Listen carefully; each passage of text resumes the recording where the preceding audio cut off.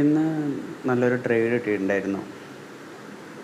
അപ്പോൾ ഞാനത് നോക്കുകയായിരുന്നു, ഇങ്ങനെ സ്റ്റാറ്റസും കാര്യങ്ങളൊക്കെ.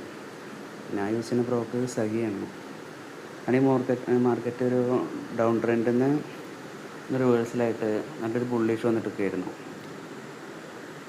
അപ്പോൾ മാർക്കറ്റ് സൈഡ് വേസ് ആണ്, പക്ഷെ ഒരു സ്ട്രക്ചർ ക്രിയേറ്റ് ആയിട്ടുണ്ട്. ഇപ്പോൾ നോക്കുകയാണെങ്കിൽ തന്നെ ഒരു യു ഷേപ്പിൽ വന്നിട്ടുണ്ട്. അപ്പോൾ അവിടുന്ന് അത് ഒരു ഡൗൺ ട്രെൻഡ് വന്ന് അവിടുന്ന് കുറച്ച് നേരം മാർക്കറ്റ് വോളറ്റൈലായി ലിക്വിഡിറ്റി ഒക്കെ എടുത്ത് കയറി. അപ്പോൾ അവിടുന്ന് ഒരു നല്ല ഇതായിട്ട് ഇങ്ങനെ നിൽക്കുന്നുണ്ടായിരുന്നു.